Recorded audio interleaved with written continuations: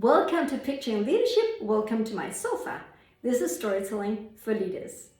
What you're about to experience is not high-speed leadership education, with a number of bullet points to start the day, each of them beginning with a different letter, so you can remember them later by the word love, power, or execution. No, this is different.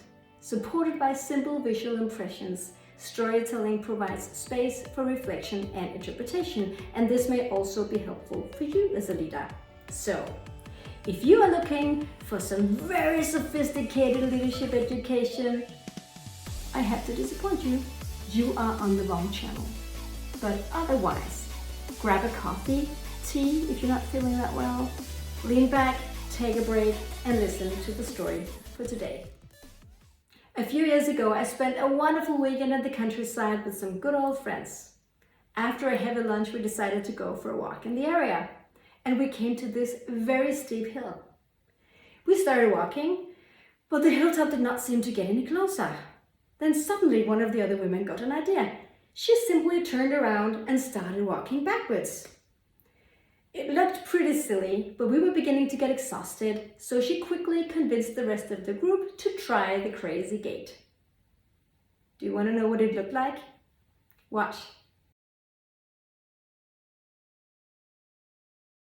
She was right.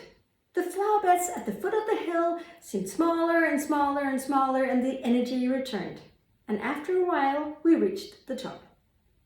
An orthopedic surgeon whom I shared this story with told me that the feet are actually physically designed in a way that makes it easier to walk backwards uphill.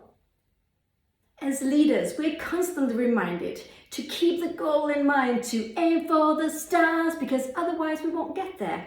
So we keep staring at some fictitious point in the future while we tend to forget to highlight our achievements. Great expectancies and attempts to predict and even co-create the future are essential proteins in an organization's body. But to unfold a healthy motivational strategy, you just might want to walk backwards once in a while. Some would argue that this is simply a matter of words, forwards and backwards, and maybe. But if you've spent some time in an organization, let's say public healthcare, where the focus is constantly directed to where you are not performing well enough, then you know that it is an important leadership task to point to the improvements achieved. Moreover, if the company's narrative about itself is clear enough, then everybody knows where the top of the hill is, even if they walk backwards.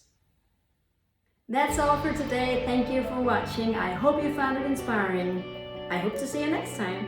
And leaders, leadership pictures are all around you.